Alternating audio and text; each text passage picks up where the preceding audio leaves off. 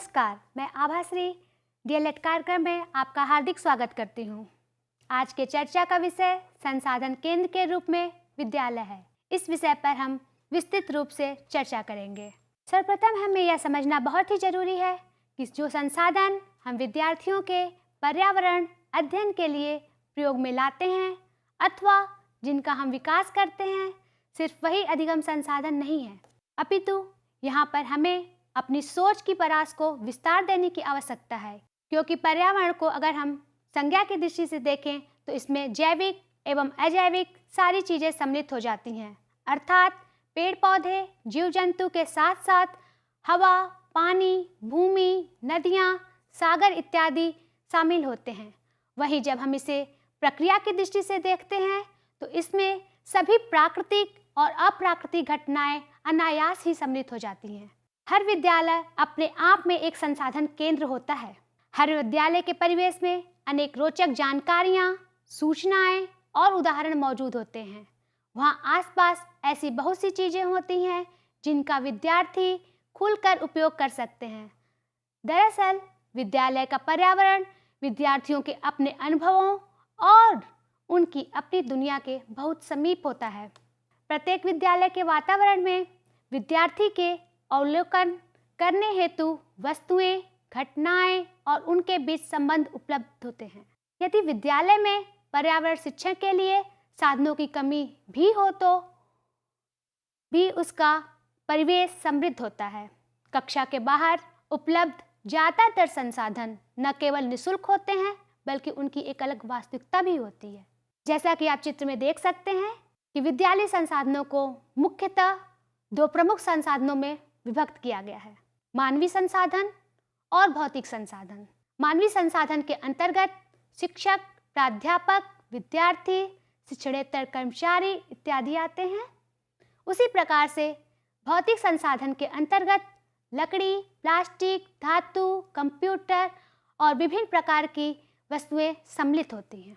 भारत की राष्ट्रीय पाठ्यचर्या रूपरेखा अर्थात एनसीएफ 2005 में कहा गया है कि बच्चा कुदरती रूप से सीखता है तथा ज्ञान और समझ उसके क्रियाकलापों के परिणाम होते हैं। इसमें यह भी कहा गया है कि बच्चे जिज्ञासु होते हैं, वे लगातार प्रश्न पूछते हैं। बच्चों को अपने इर्द गिर्द के संसार को समझने के लिए एक तरीके के रूप में पर्यावरण या परिवेश की छानबीन करना अच्छा लगता है। प्रत्येक विद्यार्थी के अंदर जिज्ञासा होती है, या फिर हम कह सकते हैं कि अपनी जिज्ञासु प्रवृत्ति के कारण ही विद्यार्थी प्रत्येक वस्तु, घटना एवं स्थिति का अवलोकन करते हैं। आप ये समझ सकते हैं कि 24 घंटे वे अपना समय अवलोकन में बिताते हैं। विद्यार्थियों की इसी प्रवृत्ति को शिक्षक अधिगम संसाधन के रूप में प्रयोग कर सकता है, जिससे कि वह विद्यार्थियों को पर्यावरण अध्ययन के लिए प्रेरित कर सकें। यहाँ पर शिक्षक की भूमिका अनुत्पादक अवलोकन को संरचनात्मक व उत्पादक अवलोकन में परिवर्तित करना होना चाहिए, ताकि विद्यार्थी पर्यावरण से संबंधित व्यावहारिक ज्ञान अर्जित कर सकें। विद्यालय को संसाधन केंद्र के रूप में विकसित करने के लिए शिक्षक विद्यार्थियों की मदद से विद्यार्थियों के लिए विभिन्न प्राकृतिक व मानव निर्मित सामग्रियों का संग्रह कर सकता है। इसी क्रम में शिक्षक कक्षा के कोनों का उपयोग अलग अलग विषय के अनुसार करता है। दरअसल कोना अधिगम हेतु शैक्षिक संसाधनों का संक्षिप्त प्रदर्शन होता है। समय समय पर इन संसाधनों को बदलते रहना चाहिए ताकि विद्यार्थियों में कौतूहल बना रहे। जैसा कि आप चित्र में देख सकते हैं कि किस प्रकार शिक्षक की भूमिका यहाँ पर महत्वपूर्ण हो जाती है। वह विभिन्न प्रकार की वस्तुओं, विभिन्न प्रकार की पुस्तकों, किस प्रकार से वह कोनों का प्रयोग कक्षा में करता है, जिससे कि विद्यालय को संसाधन केंद्र के रूप में विकसित किया जा सके। हम विद्यार्थियों की सहायता में विभिन्न प्रकार की वस्तुएं एकत्र कर सकते हैं, जैसे बीज और पत्ते, चित्र, धातु के टुकड़े, सिक्के, टिकट, समाचार पत्र की कतरनें, पत्रिकाएं, पत्रिकाओं की कतरनें इत्यादि। उसी प्रकार हम विभिन्न प्रकार की वस्तुओं या संसाधनों के रखरखाव के लिए अलग अलग कोने बना सकते हैं इनमें मुख्यतः कहानियों की पुस्तकों का कोना, या आप कह सकते हैं पुस्तकों का कोना, फाइलों का कोना, परियोजनाओं का कोना, विज्ञान का कोना, चित्रकारी कोना, रद्दी सामग्री कोना, कला कोना, प्रयोग कोना, मानचित्र कोना इत्यादि।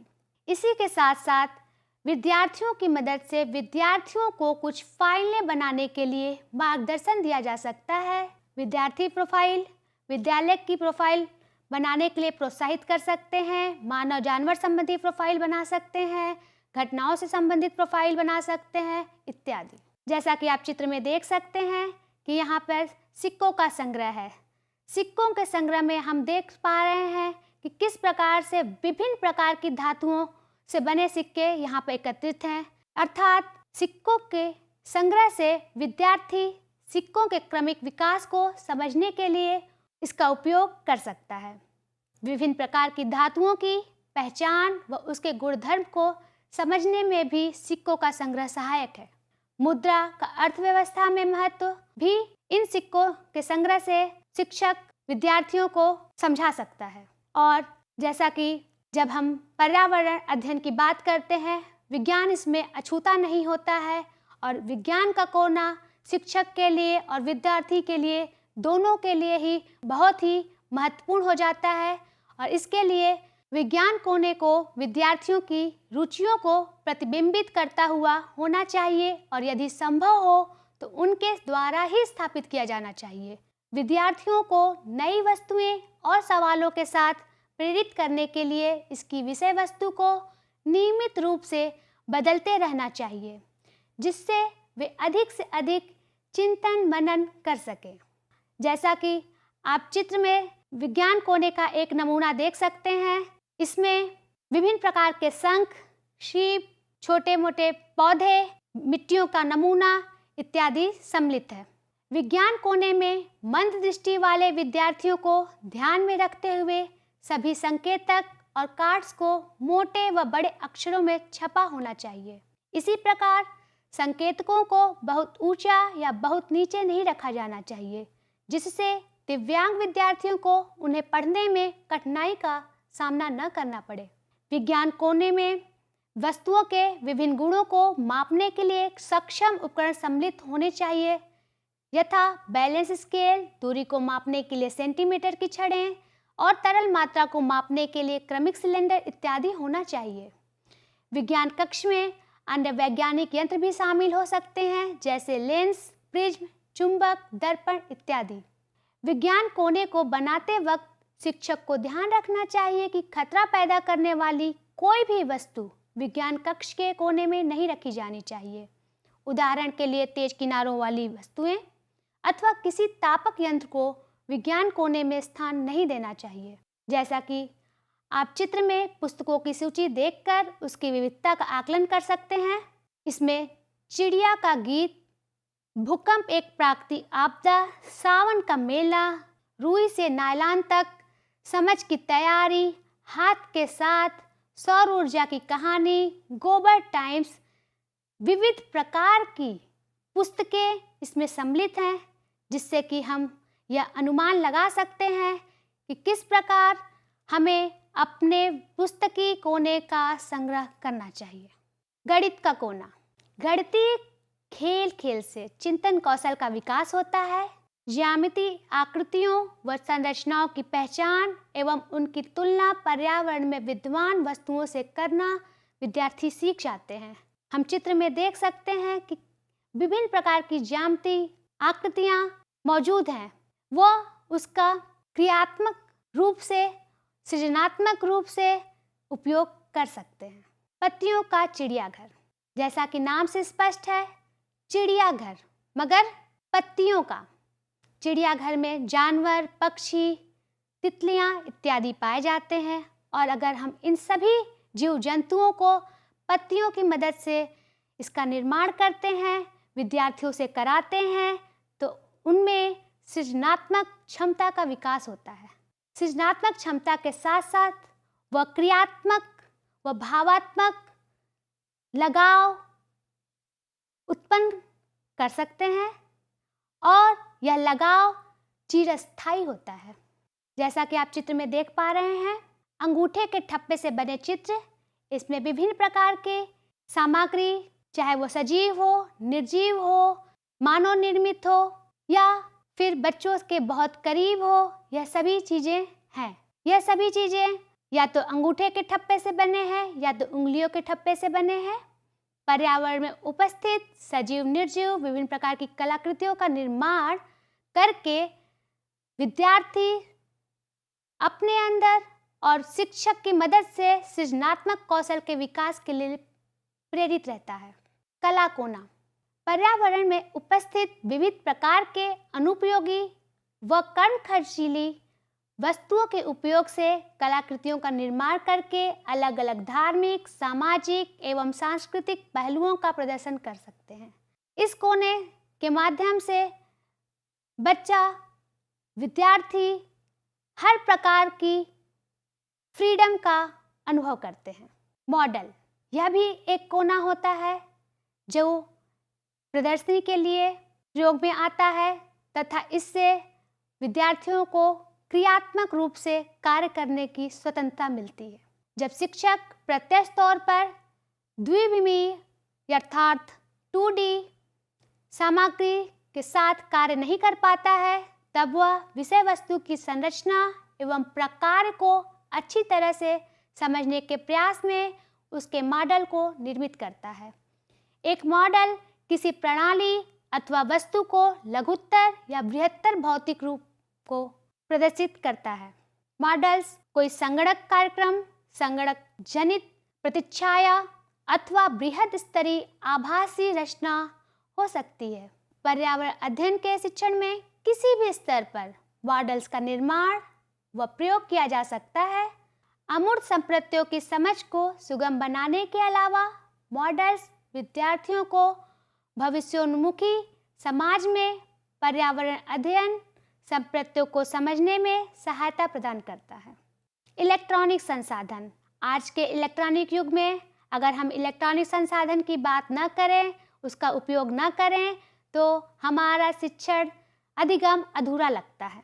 इलेक्ट्रॉनिक संसाधन शिक्षकों को विद्यार्थियों के समक्ष अमूर्त संप्रत्यों को प्रस्तुत करने में तथा सुदूरवर्ती चीज़ों को कक्षा में उपलब्ध कराने में महत्वपूर्ण भूमिका का निर्वहन करती है।